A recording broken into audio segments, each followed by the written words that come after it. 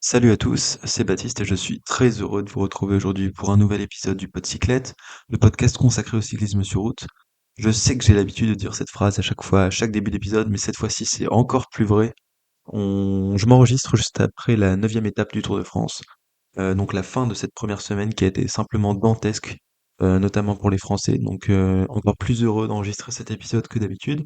Et donc, cet épisode va traiter de la première semaine du Tour de France. On va se poser sur chacune des étapes et analyser quelles sont les conclusions qu'on peut tirer de cette première semaine. Et ensuite, il y aura un deuxième épisode qui sortira un peu plus tard dans lequel on partira sur la deuxième semaine, où on analysera les profils. En ayant pris évidemment en compte les conclusions de cet épisode-ci sur ce qu'on peut retenir de la première semaine. Bref, on commence tout de suite donc cette première semaine qui a commencé à Florence pour arriver à Rimini, avec cette étape qu'on savait très compliquée. On avait dit qu'on voyait plutôt un scénario sourire aux sprinters qui passent bien les bosses. On se disait que c'était pas trop l'étape pour Pogacar ou autre de tout faire péter maintenant parce que c'était un peu trop compliqué en termes de profil. Et on a bien eu pas de grosse bagarre entre les favoris, même si on a eu des premiers enseignements. Tout d'abord que, par exemple, on avait Gaudu et Martinez qui ont été lâchés très vite. Donc là, on s'est dit, bon, bah, ils joueront pas le général, est-ce que c'est une bonne chose ou pas? Je pense quand même plutôt oui, même si c'est sûr que c'est dommage de pas les voir jouer le général puisque c'est ça qui nous fait souvent le plus vibrer. Mais Martinez était clairement pas préparé pour le Tour de France. Et puis Gaudu était malade juste avant le Tour de France, un Covid aussi, donc peut-être pas dans les meilleures dispositions pour jouer le général. Et finalement, c'est peut-être une bonne chose que ces deux-là se soient lâchés au début du tour pour prendre un peu de lest au général. Bref, pendant l'étape, donc on a une belle échappée. On a Mats Pedersen qui s'accroche notamment quand les autres sprinters lâchent. Donc là, on se dit peut-être que Pedersen va faire rouler les Lidl pour gagner au sprint, tout simplement.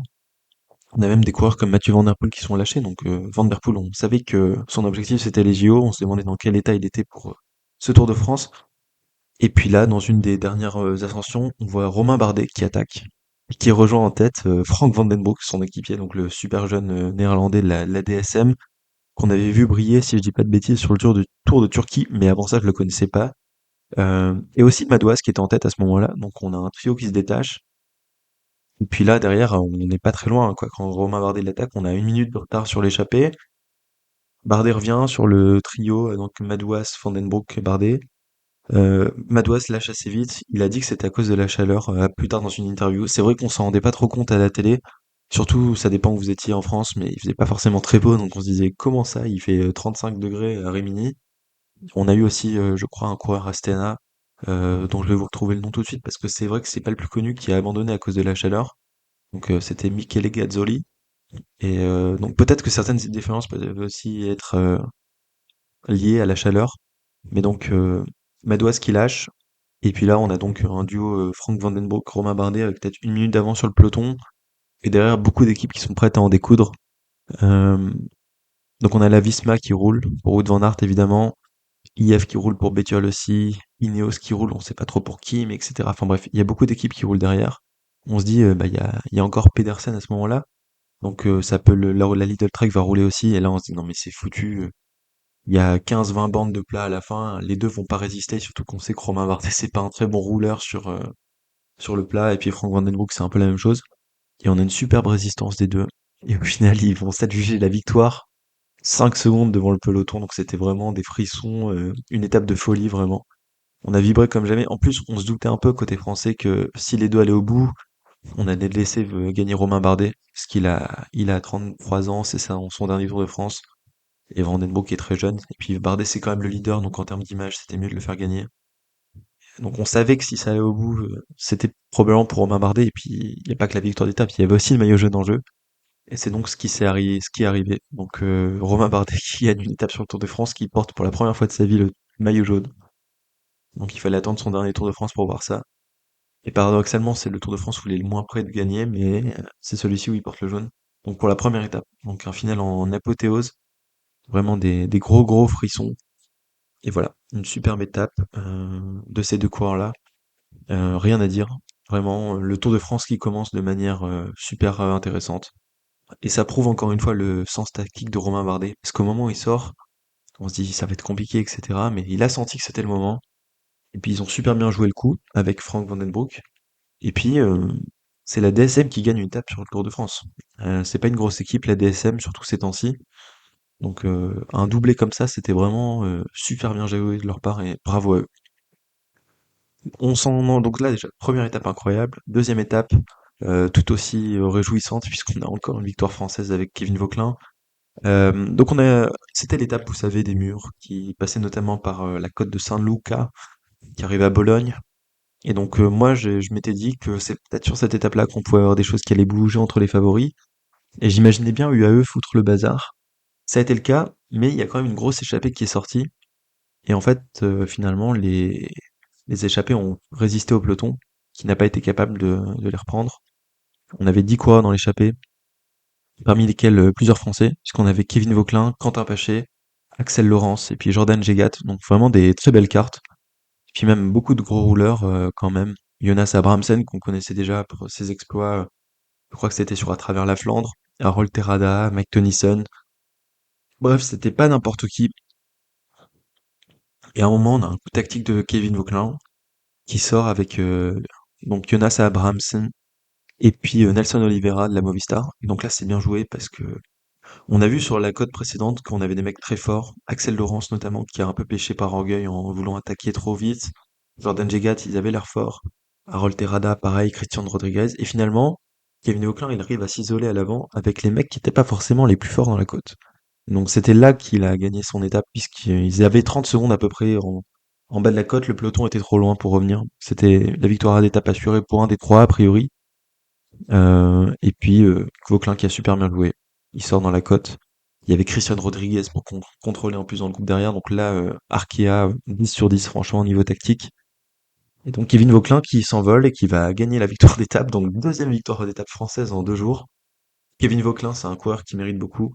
La veille, il avait fait une grosse défaillance, peut-être la chaleur aussi. Moi, j'avais dit avant le tour que je le voyais pas jouer en général. Je le voyais trop court. Et finalement, il va jouer les étapes. Et c'est pas plus mal puisqu'il gagne cette première victoire, donc Kevin Vauclin. Euh, mais il faut aussi qu'on parle de ce qui s'est passé dans le peloton derrière. Euh, on voit en fait un gros rythme de la Visma. Et donc ça, on s'y attendait pas trop. On se disait, c'est UAE qui va tester Jonas et pas l'inverse. Et donc là, on se dit, bah, Jonas doit être en forme puisque c'est la Visma qui met un gros rythme. Et puis ensuite, on a Pogacar qui attaque dans l'ascension de San Luca, donc, mais sur la partie la plus facile. Donc un peu bizarre. Il a pas attaqué dans le plus dur du mur. Et Vingegaard semble très fort et il reste dans sa roue. Et il va même jusqu'à le relayer, alors que l'an dernier, au Tour de France, sur les étapes du Pays Basque, il relayait pas. Et là, il relaie, donc là, on se dit, oh putain, Jonas, c'est très fort. Derrière, ça bouge et il y a Evenepoel qui sera avec Carapace, Richard Carapace. Et donc là, ça fait plaisir parce qu'on attendait quelque chose d'Evenepoel là-dessus. On voit qu'il est en forme. On savait pas trop comment il serait, donc c'était vraiment. Je suis pas un fervent défenseur de Remco Evenepoel, mais ça fait plaisir de le voir là.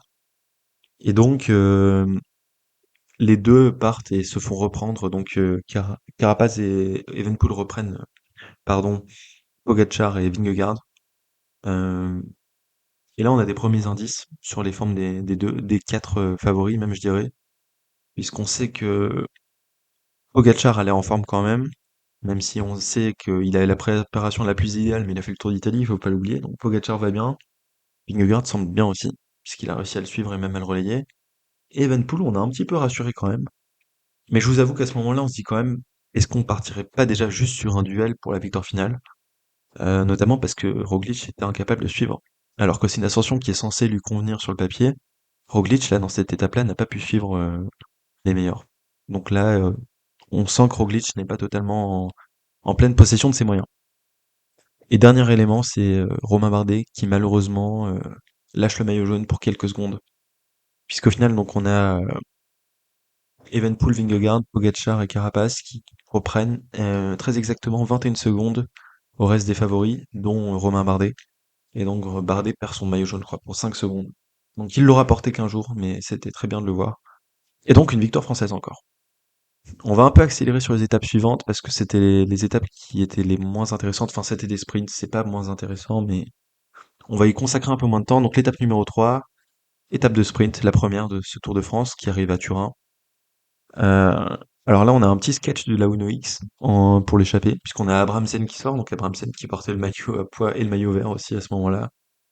il sort avec un autre Uno X, et puis finalement ils prennent des points et ils s'arrêtent sur le bord de la route. Donc là vraiment, à la limite tu te relèves, mais là ils se sont vraiment arrêtés quoi, s'asseoir sur leur vélo sur le bord de la route, c'était un peu du cirque. Moi j'ai pas trop aimé cette image-là, c'est un peu bizarre, mais ça montre bien quand même qu'on a une méta qui évolue dans le vélo et sur les étapes de plat, là notamment celle-ci qui faisait 230 bornes, mais il y a plus trop d'échappées publicitaires, en tout cas sur le Tour de France.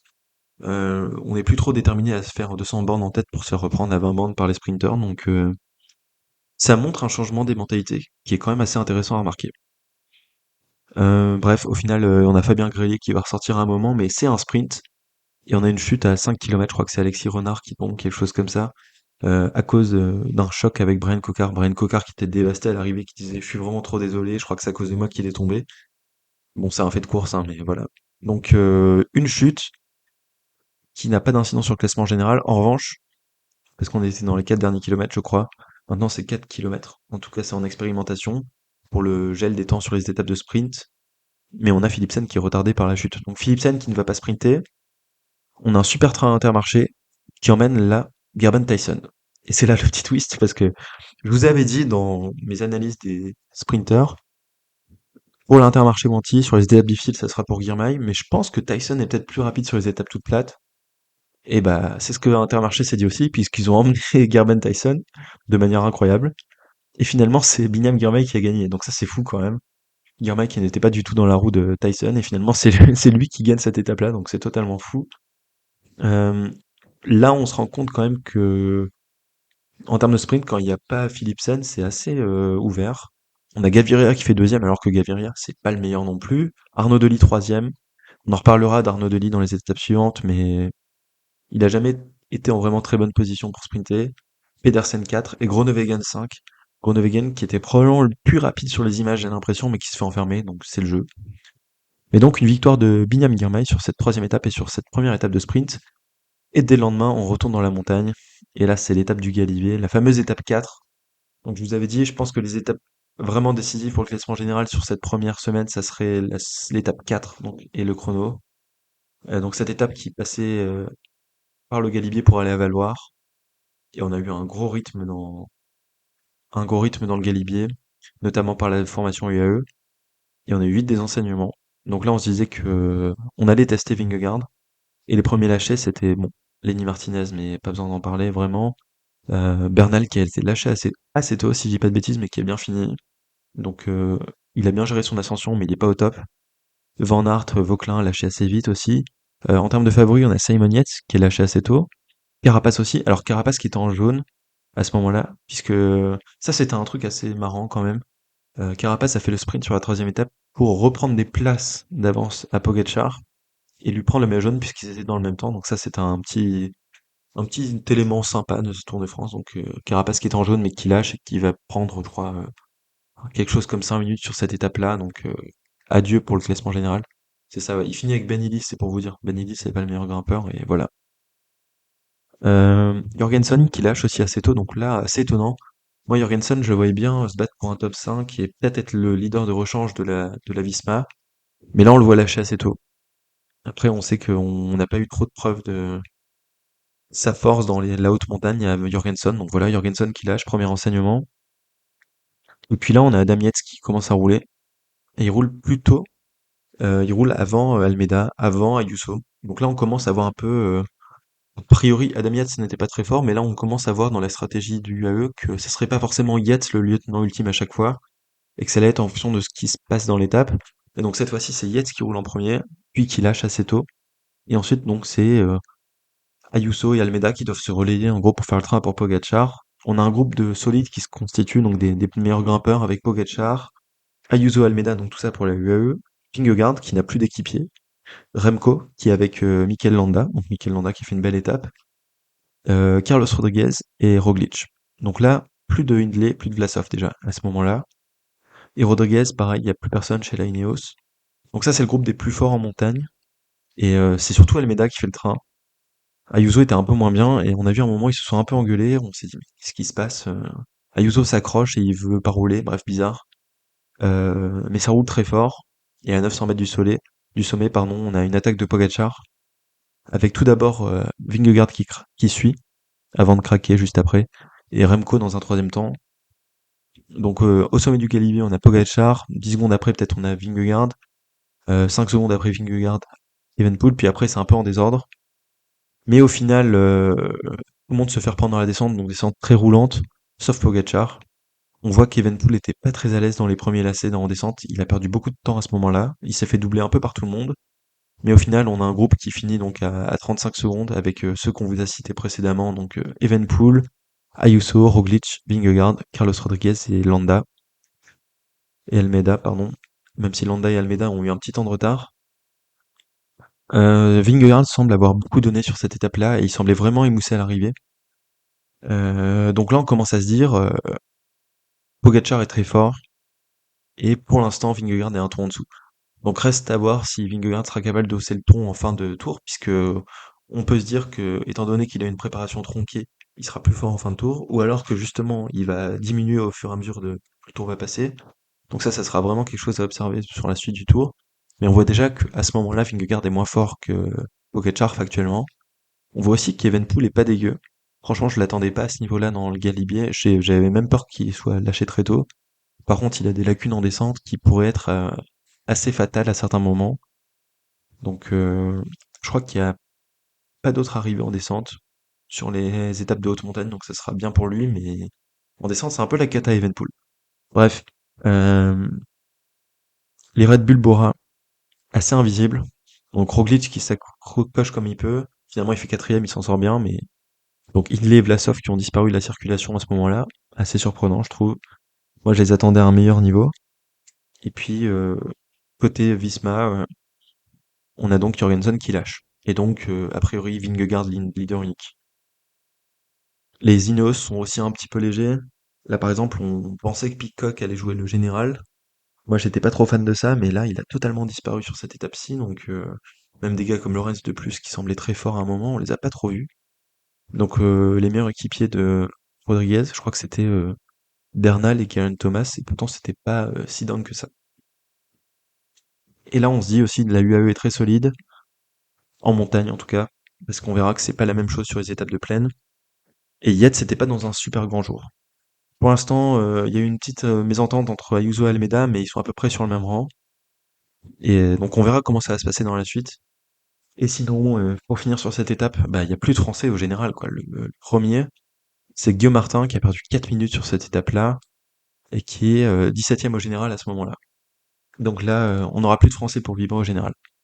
Mais en même temps, on sait que c'est aussi une direction qu'ils ont choisie. Godu, Martinez, Bardet, de se concentrer, Vauclin même, de se concentrer sur les étapes, donc c'est un choix.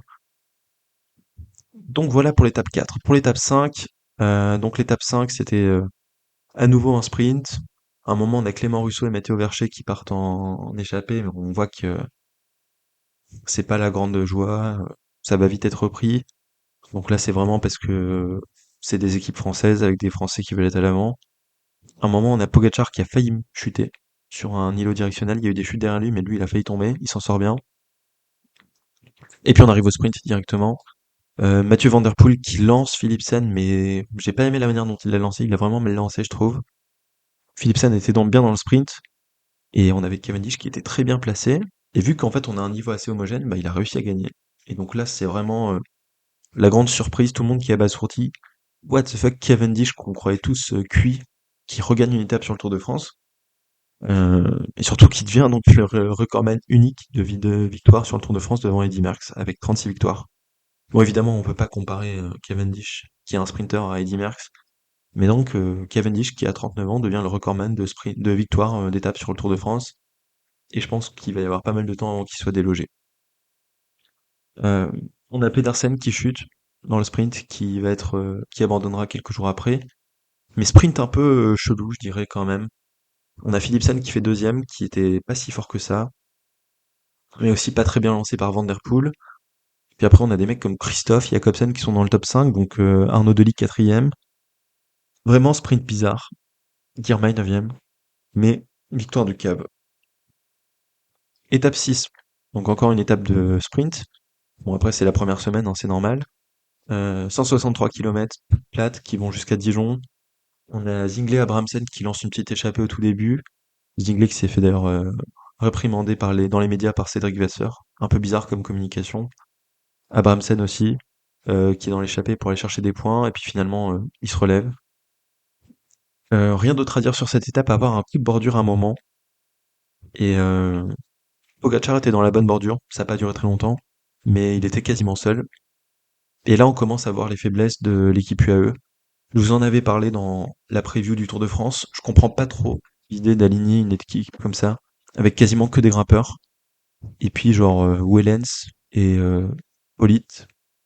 Sinon après c'est que des grimpeurs. Moi je comprends pas trop l'idée. Sur des bordures, on a besoin d'une équipe polyvalente. C'est bien d'avoir deux trois grimpeurs, mais pas plus quoi. Là on a Sivakov, Soler, Yates, Ayuso, Almeida. Je trouve qu'on n'a pas choisi la bonne équipe côté UAE, même si ça a payé dans le Galibier, où on avait toujours plein de mecs. On verra que sur les étapes d'après, c'était vraiment limite la formation UAE. Donc Pogacar et Soler.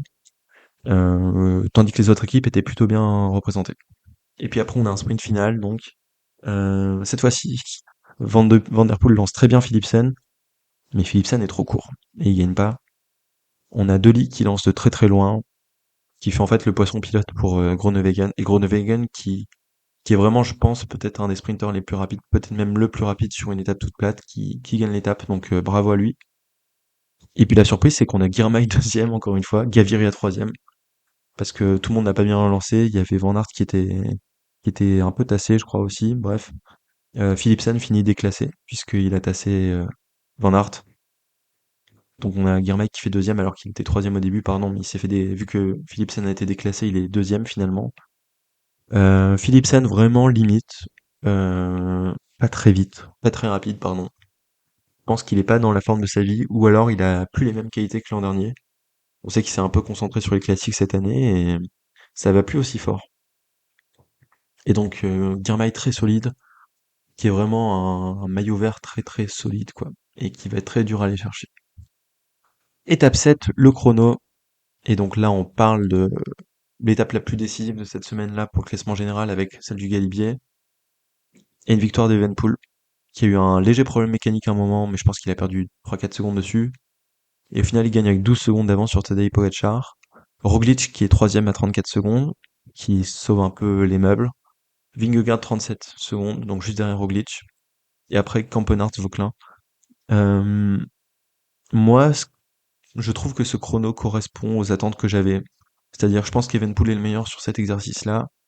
Enfin, ce sera pas la même pour le chrono à Nice. Mais sur ce chrono-là, ce profil-là, je voyais vraiment Evenepoel le meilleur. Pogacar derrière. Et puis Roglic, Vingegaard un peu derrière aussi. Surtout en début de tour, je pense. Vingegaard en fin de tour, ça sera peut-être pas la même, mais en début de tour, je le voyais bien perdre un peu de temps par rapport à Pogacar. Et ça a été le cas. Du coup, il a perdu 25 secondes sur Pogacar. 37 sur Evenepoel. Donc les écarts sont pas super importants entre les quatre premiers. Il y a certains grimpeurs qui ont pris un peu plus cher. Carlos Rodriguez, par exemple, qui a pris 1,27 sur Remco, donc ça commence à chiffrer beaucoup. J'ai trouvé aussi, sinon, Ayuso et Almeida un peu décevants. Donc Almeida qui fait 8ème à 57 secondes, et Ayuso qui fait 15ème à 1,18. Je les voyais un peu mieux placés, notamment Ayuso. Et donc là, la stratégie, plus besoin d'en parler chez la UE. Pogacar est vraiment leader unique, c'est sûr. Les autres, peut-être que je me disais sur le chrono, ils peuvent rivaliser avec lui, mais pas du tout. Vlasov qui s'accroche aussi au classement général, puisqu'il a fait une belle 11e place à 1 minute 4, donc un très beau chrono de Vlasov. Campenarts, donc qui est 5e. Alors je m'étais dit qu'on n'avait pas vraiment de gros spécialistes du chrono sur ce Tour de France et que ça allait être difficile pour les vrais spécialistes de rivaliser avec Remco notamment. Et donc les vrais spécialistes c'était en gros Campenarts, Kung et Bisseguer quoi. Et donc ils ont fini respectivement 5e, 10e et 12e. Donc avantage aux mecs du général. Et Van Aert qui a un peu disparu de la circulation aussi, qui a pas fait un bon chrono, donc ça montre que Van Aert il a pas encore totalement récupéré de sa chute d'à travers la Flandre. Donc ça c'est un peu dommage, mais c'est un élément qui est important à prendre en compte pour la suite du Tour de France. Et le chrono est un bon révélateur pour connaître la forme de Van Aert. Et sinon, quand même une super place pardon, de Kevin Vauquelin, qui fait 6ème dans le même temps que Campenart. Vraiment très très solide. Vauquelin qui qui joue pas le général, mais qui fait très plaisir sur ce Tour de France. En termes de classement général, donc après cette étape-là, on a Remco qui a 33 secondes derrière Pogacar, qui est donc le deuxième au général cette fois-ci. Vingegaard qui a 1,15, Roglic a 1,36, et après c'est un peu plus loin. Donc là on voit déjà les quatre premiers qui tiennent en 1,30 après seulement la septième étape. Roglic qui est vraiment commence à être déjà loin, Vingegaard 1,15 c'est beaucoup aussi. Evenepoel qui s'accroche bien, il a fait une belle perfo Galibier, puis il a géré sur le chrono, donc 33 secondes seulement de retard à ce moment-là. Mais on a des mecs très loin, notamment les bons grimpeurs, hein. La Chicone par exemple, il a pris cher et il se retrouve à 5,25 au général. Rodriguez, Landa, ça prend cher aussi au chrono. Bref. Et en termes de français, là c'est la débandade aussi, puisque Martin, on sait que c'est pas son truc fort. Et donc là, Guillaume Martin, 24e à 7 minutes 41. Bref, ne parlez plus de classement général pour les Français. Étape 8.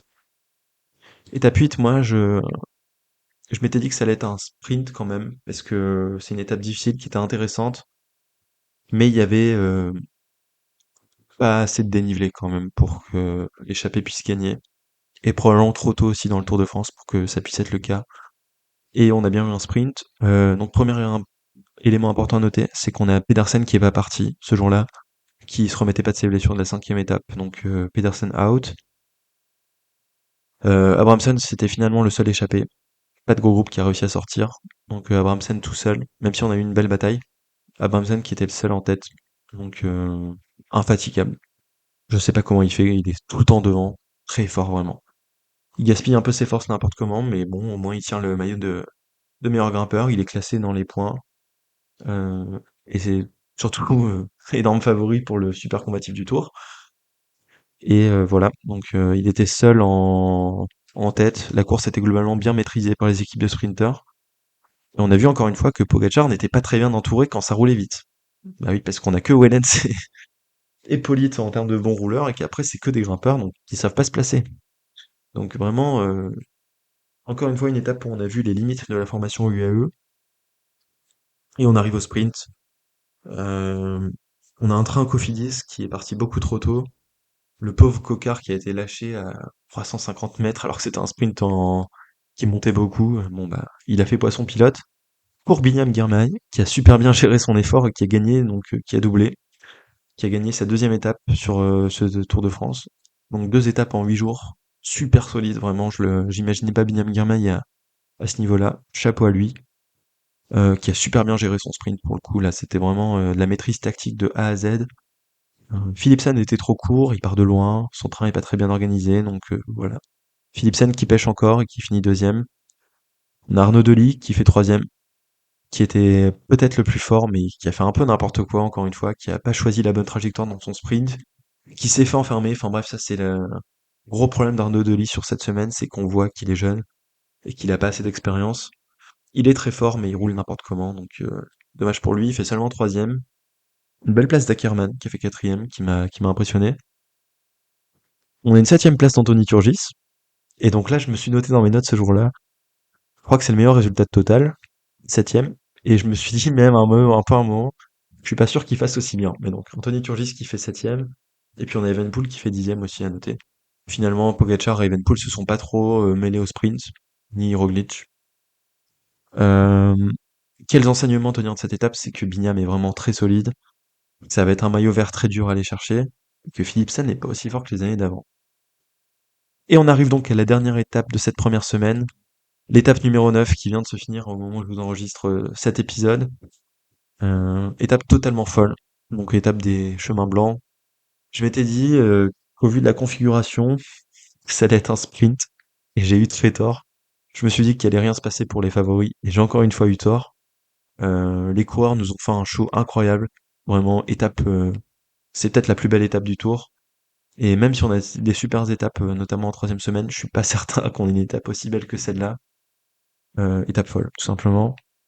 Donc on a eu de la grosse bagarre pour l'échappée pendant très longtemps. On a eu un groupe au début à l'avant avec notamment Paul Lapera, Romain Grégoire, mais qui a pas pu sortir. On avait que Derek G qui était là aussi.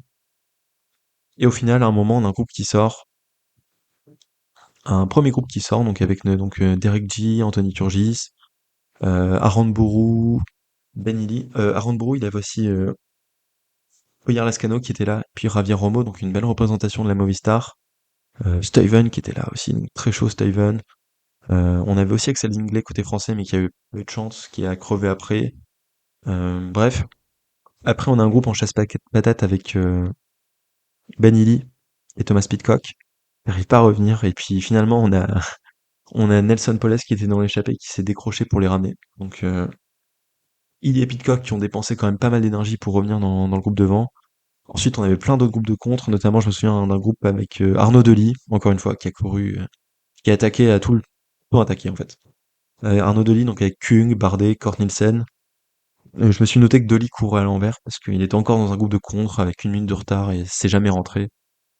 Je pense qu'il va être bien cuit, Arnaud Delis, après cette première semaine du Tour de France. Il a beaucoup donné et souvent mal choisi ses efforts, malheureusement.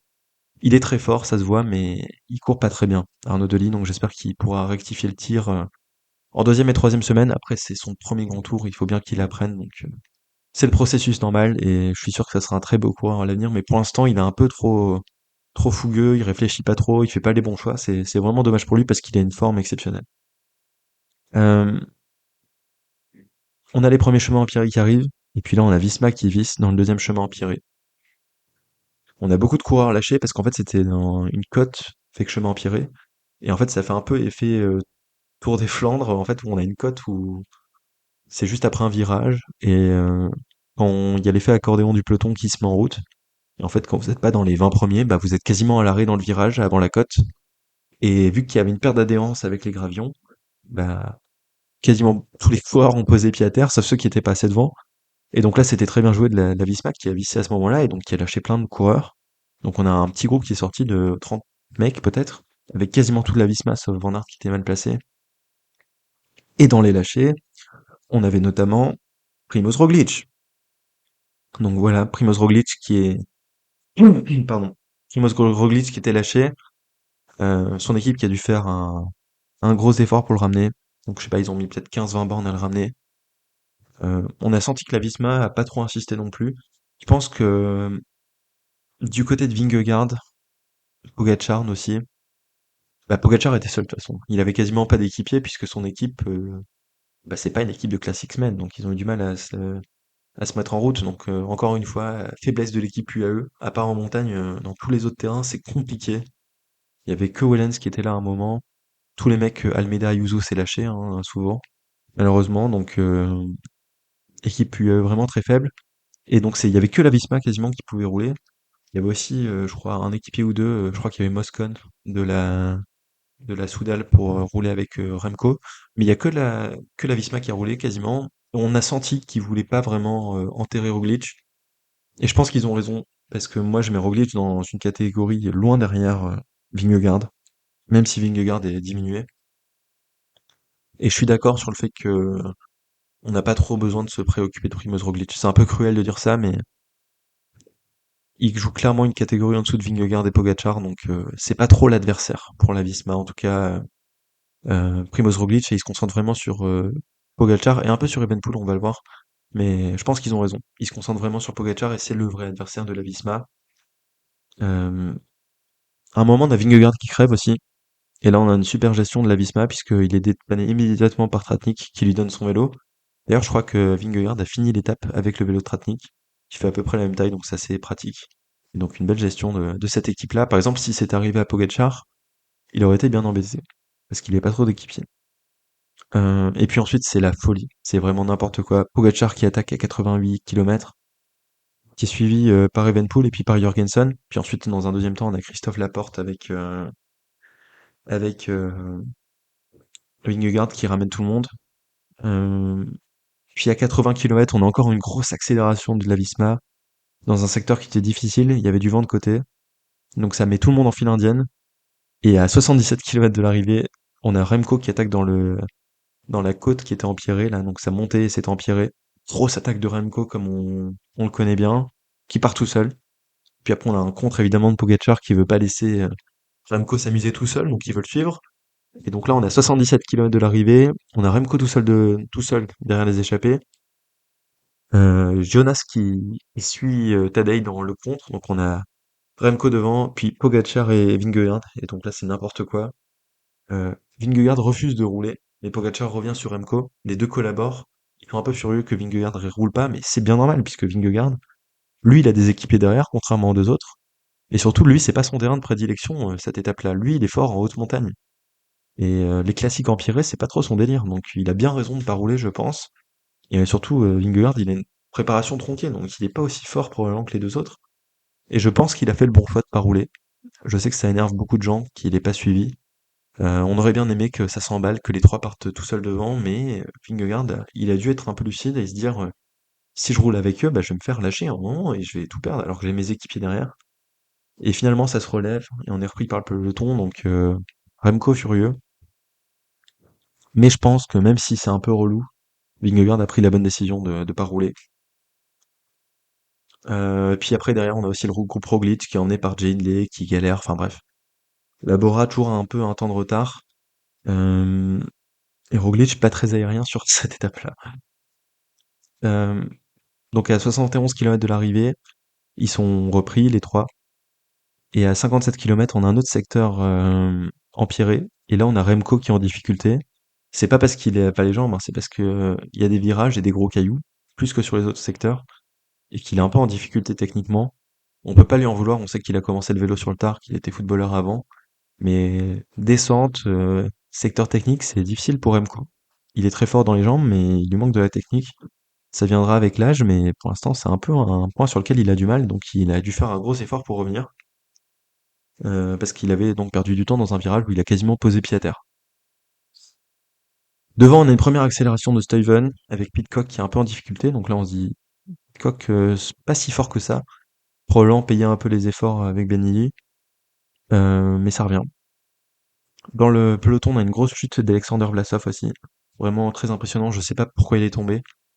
Euh, il est reparti, mais il avait l'air sonné, donc ça c'était un peu bizarre, mais bon après il y a eu un contrôle médical pour vérifier qu'il était bien lucide et il a pu continuer la course, mais énorme chute de Vlasov. Finalement ça lui a pas trop coûté puisqu'il a fini dans le même temps que tout le monde, mais moi j'ai eu peur pour lui très clairement sur cette chute-là. Euh, Ça se calme un peu. Donc après les étapes, les attaques totalement folles de Remco, Vingegaard et Pogacar, enfin Vingegaard n'a pas attaqué mais il a suivi. Ça se calme un peu. Et puis à 40 km de l'arrivée, l'échappée reprend un peu large parce qu'à un moment ils avaient 15 secondes d'avance et là ils reprennent une minute. Et là on a un contre où on a tous les mecs du peloton qui aimeraient bien gagner, qui ressortent. Et notamment Mathieu Van Der Poel. Van Der Poel qui jusque-là avait pas trop attaqué, il suivait juste des coups.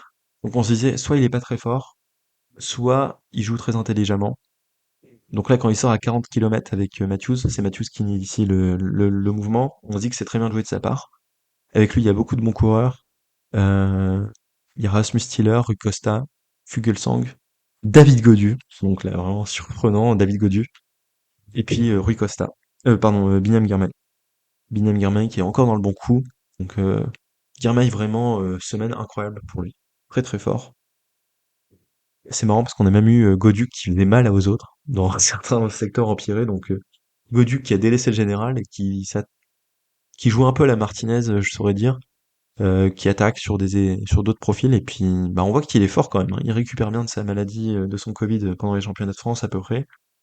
Et là il était fort sur cette étape-là, donc ça m'a fait très plaisir de voir Gaudu à l'attaque dans cette étape-là et surtout faire mal à des mecs comme Girmay ou Van Der Poel. Là on se rend compte que Van Der Poel est pas si fort que ça et je pense que il a vraiment son objectif JO et que derrière c'est pas le grand Van Der Poel des classiques flandriennes. Alors il nous avait un peu agacé pendant les flandriennes parce qu'on aurait bien aimé avoir un peu plus de suspense. Mais il y a un truc qui est bien quand même avec Van Der Poel, c'est qu'il est pas fort tout le temps. Il choisit ses objectifs, et là on voit qu'il est un peu dans le creux de la vague. Donc ça fait plaisir de voir que s'il est pas. En fait, je pense que s'il était très fort tout le temps, il serait un peu agaçant. Ouais, pendant les Flandriennes, j'en ai eu un peu ma claque de Van Der Poel parce qu'il gagnait tout le temps et qu'il mettait à mal le suspense. On peut pas lui en vouloir, hein. C'est s'il est le plus fort, il a raison de tout gagner. Mais là, sur cette étape-là, on s'est rendu compte que il n'était pas dans une forme impériale. Et donc ça montre qu'il prépare ses objectifs, mais qu'il a besoin aussi de phases où il est un peu moins fort. Donc je pense qu'il sera fort sur les JO, hein, très clairement, Van Der Poel, mais là pour l'instant sur le Tour de France c'est un peu compliqué. Donc on a le groupe qui reste un peu en chasse-patate, qui réussira jamais à revenir sur la tête. Puis après ça réattaque encore derrière. Pogacar qui attaque à 21 km de l'arrivée. Il y a Jorgensen et Laporte qui ramènent Vingegaard dans sa roue. Finalement, ça se regroupe, mais donc Pogacar, grosse débauche d'énergie quand même. Il a attaqué à beaucoup d'endroits et surtout, il a fait face à une équipe Visma super bien organisée. Donc on les aime pas trop parce qu'ils attaquent pas souvent, la Visma. Mais là, franchement, en termes d'organisation, Jorgensen, Van Aert et Laporte, c'était très fort hein, pour entourer Vingegaard, qui était vraiment chouchouté, et puis mais qui a quand même tenu son rang, donc chapeau à lui. Et puis on a Stuyven qui s'en va dans l'échappée à 10 km de l'arrivée. Et là, on se dit, c'est peut-être le bon coup. Stuyven qui semblait très fort déjà dans les secteurs précédents. Alors moi, ça m'a fait très plaisir parce que Stuyven, c'est un coureur que j'aime beaucoup. On sait qu'il a chuté pendant à travers la Flandre et que ça l'a privé. Je crois que c'était à travers la Flandre, si je dis pas de bêtises. Euh, et ça l'a privé d'une belle campagne de classique alors qu'il semblait très fort. Jasper Stuyven. Il aurait pu peut-être gagner des trucs, mais sa chute sur à travers la Flandre l'a condamné. Et donc là, ça m'a fait très plaisir de le revoir à ce niveau-là. Et là, on se dit, mais il va la gagner, tout simplement. Parce que d'ailleurs, ça s'entend pas. On n'arrive pas à revenir. Derek G, Banili qui font beaucoup d'efforts, qui sont forts mais qui ont beaucoup donné. Hitchcock aussi un peu cuit. On sait pas comment ça va revenir. On a la Movistar qui roule un peu n'importe comment parce que Romo est cuit. Alors qu'on a un Randbrook qui va très vite au sprint. On se dit si ça revient, à Randbrook doit aligner tout le monde au sprint, mais c'est lui qui doit faire les efforts parce que Romo est pas assez fort. Euh, et puis au final, ça se regroupe à la Flamme Rouge. Et là, on a vraiment une masterclass d'Anthony Turgis qui suit d'abord à Randborough parce qu'il sait que c'est lui la roue à suivre. Ensuite, il y a Derigi qui lance d'un peu trop loin. Turgis qui prend sa roue au lieu de suivre à Randborough. Et puis qui lance son sprint et qui gagne. Vraiment, c'était un final d'étape. J'étais debout chez moi à crier devant ma télé. C'était incroyable. Franchement, victoire de Turgis au bout du suspense, une étape de folie. Et puis on n'attendait surtout pas la Total Energy. Franchement, j'ai presque eu un peu de mépris envers eux, je trouve. Et je dois m'en excuser. Pendant la présentation des équipes, où je disais non mais la Total Energy, là, ils sont dépassés, ils vont rien faire. On a Jordan G4 qui montrait des belles choses, mais on se disait les autres ils sont un peu cramés. Et ben non, Turgis qui gagne cette étape d'une manière magistrale, un sens tactique vraiment. En fait, il a réussi à faire rouler les autres à sa place quand il fallait. Il a réussi à relancer le groupe quand ça s'entendait pas très bien. Et puis en termes de sprint, il a tout fait de manière parfaite. Franchement, bravo Anthony, il nous a fait vraiment plaisir. Turgis, donc, qui avait eu... Bon, déjà, on connaît l'histoire de sa famille avec ses deux frères qui ont dû arrêter le vélo pour des problèmes de santé. Lui, qui est le plus dernier et qui était le plus prometteur, on se souvient de ses coups d'éclat sur Milan-San Remo, sur le Tour des Flandres, mais il a jamais réussi à gagner une grosse course. Et cette fois-ci, il gagne sa première victoire en World Tour et d'une manière magistrale, franchement. Il gagne peut-être la plus belle étape de ce Tour de France, avec un scénario vraiment alléchant. Moi, j'ai regardé l'étape en intégralité. Je me suis pas ennuyé une seule seconde, pardon. Et voir l'étape parachevée par une victoire d'Anthony Turgis pour la France, c'était vraiment exceptionnel. Vraiment, j'ai vibré peut-être encore plus que pour Romain Bardet, plus que pour Kevin Vauquelin, même si c'était déjà des sensations incroyables. Celle-là, elle était folle. Et surtout, c'était si serré. Enfin, c'était incroyable. Euh, et puis on a mis Binyam Girmay qui règle le sprint du groupe de contre débattu, donc, qui marque encore des points pour le maillot vert, décidément. Donc Girmay, très très chaud. Au maillot vert, de toute façon, c'est quasiment déjà plié, on peut en parler maintenant, mais il a presque 100 points d'avance sur Jasper Philipsen. Et on sait que c'est pas le meilleur Philipsen du moment, donc je pense que c'est déjà cuit. En fait, dans les sprints, je vois pas Philipsen mettre 20 places à Binyam Girmay à chaque fois. Et Girmay peut aller dans les échappées de montagne parce qu'il monte plutôt bien, mieux que Philipsen. Donc là, j'ai vraiment du mal, pardon, à voir comment le maillot vert pourrait échapper à Binyam Girmay. Après, on sait que Binyam Girmay, c'est Mister Boulette de temps en temps. On se souvient de c'est dommage de reparler de ça, mais de la bouteille de champagne sur le Giro, puis l'abandon juste après sa victoire, ça c'était vraiment un sketch. On se souvient du Giro cette année où il est tombé dans les descentes et il a dû abandonner. Donc franchement, semaine magistrale de Binyam Girmay. Continue comme ça garçon et tu feras le maillot vert sans aucun problème et il peut même regagner d'autres étapes. On espère donc qu'il lui arrivera rien de mal. Et puis au classement du maillot vert, donc il y a plus Pedersen qui est un gros candidat, il y a pas Van Aert qui se mêle pas trop au sprint.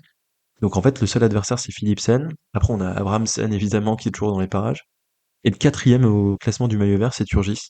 Parce que Turgis, à chaque fois, il fait un peu les sprints quand même pour faire des placettes pour Total Energy, et avec Sandy Dujardin aussi, probablement pour marquer un peu de points UCI. Mais donc, ouais, pour revenir quand même sur Turgis, la Total Energy, apparemment, ils n'avaient pas gagné sur le Tour de France depuis Lilian Kelmegen à la station des Rousses. Donc ça, à l'époque, c'était encore la Direct Energy, hein, donc c'était une autre époque avec ses maillots noirs et jaunes. Euh, et donc la Total Energy qui sauve sa saison, qui sauve son Tour de France grâce à cette super victoire de Turgis. En termes de favoris, finalement statu quo, comme on pouvait un peu s'y attendre au vu du parcours. Statu quo, peut-être pas, parce qu'on a des mecs qui ont perdu un peu de temps. Simon Yates, il me semble, si je dis pas de conneries, a perdu énormément de temps. Bon, il était déjà un peu long en général, mais il s'est fait piéger, Simon Yates. À un moment, il a un peu mis ses équipiers à l'amende dans une montée, alors qu'il aurait dû les garder pour revenir sur le groupe devant. Et ben voilà, il perd énormément de temps au général. Donc Simon Yates, adieu pour le général. Mais sinon, statu quo pour les autres coureurs. Bref, j'ai beaucoup parlé. Il y avait 9 étapes, c'était assez long. Si on doit faire un point maintenant, à la fin de cette première semaine. Donc on a dit le maillot vert, impossible que ça échappe à Binyam Girmay pour moi. Il s'est montré d'une science tactique vraiment très forte et d'une belle pointe de vitesse. Franchement, bonne condition plus bonne tactique, je vois pas comment ça pourrait lui échapper. Surtout avec l'avance qu'il a déjà. Donc 224 points déjà pour Binyam Girmay. Très très chaud. Désolé de tuer le suspense, mais je pense que pour le maillot vert c'est cuit. On a Arnaud Delis qui a 92 points par exemple, mais Arnaud Delis, il doit apprendre. Il sera meilleur sur les prochains Tours de France. Au niveau de la montagne, on a Abrahamsen qui a fait n'importe quoi. Enfin, il a animé le Tour de France, on peut que le remercier, mais il a vraiment attaqué tout le temps, tout le temps. Il est premier au classement de la montagne avec 33 points, donc devant Pogacar qui a 20 points. Je pense que la semaine prochaine, c'est foutu pour lui, parce qu'il y a les étapes pyrénéennes qui vont arriver avec des gros points. Et là, je pense qu'il va se faire prendre le maillot. Je sais pas trop par qui. Pour l'instant, il y a personne qui s'est avancé en termes pas de leader pour le général, mais de d'autres mecs. Il y a que Madouas qui a 16 points, et je pense pas qu'il joue le maillot à poids, plutôt les victoires d'étape. Donc pour l'instant, pas trop de contenders pour Abrahamsen, mais je pense que ça devrait pas trop échapper au leader du général, à moins qu'on ait un mec qui se lance dans une vocation, un bon grimpeur qui se lance dans une vocation maillot à poids. Euh, et puis ensuite, on arrive au classement généraux. Et pour le classement général, on a Pogacar, donc 33 secondes d'avance sur Evenepoel, donc c'est assez négligeable quand même, quand on voit les difficultés qui arrivent. C'est pas grand-chose. Moi, je suis vraiment content de voir Remco à ce stade-là, aussi bien placé. Je suis pas un très grand défenseur de Remco, j'aime pas trop sa mentalité de temps en temps, mais là, il met du piment dans le Tour de France. Donc, surtout après une préparation un peu difficile, après cette chute autour du Pays Basque, ça me fait plaisir quand même de le voir là. Donc Remco qui est très bien placé, Vingegaard qui a une 15, donc Vingegaard qui a limité la casse, on va dire, puisqu'on sait qu'il est pas dans une forme étincelante pour l'instant. Il fait comme il peut avec ses armes, et surtout une super équipe qui l'entoure. Vraiment, la Visma, un peu légère en montagne, mais dans tous les autres terrains, c'est très très fort. Mais en montagne, de toute façon, il y a les 12 000 mecs du UAE qui roulent, donc ça sert à rien, il a pas besoin d'équipier en montagne, Vingegaard. Une 15, on l'a vu un peu faible en montagne, moi j'ai quand même un peu peur que Vingegaard n'arrive pas à trouver une meilleure forme d'ici la fin du Tour de France. En fait, je me base un peu sur ce qui s'est passé l'an dernier pour Pogacar et j'ai peur que Vingegaard soit un peu court dans le dernier week-end alpin. On verra, mais pour l'instant, il a une 15. Il n'y a rien de rédhibitoire au classement général. Et puis Pogacar, on n'est pas à l'abri non plus que son contre-coup du Giro arrive. Donc Vingegaard reste placé. Bon, il a déjà perdu une 15, mais c'est pas trop grave pour l'instant. Moi, ce qui m'inquiète un peu plus, c'est le fait qu'il n'ait pas eu le temps de se préparer à 100%. Mais en tout cas, il a plutôt bien couru. Primoz Roglic qui a une 36. Le problème, c'est que Roglic, il a été à son avantage dans aucune étape. Il a toujours été un peu de la limite. Autant les autres se sont montrés, les trois premiers, mais lui, c'était toujours j'essaye de rester là quand je peux. Et j'ai peur qu'il puisse pas tenir le rythme très longtemps, Primoz Roglic.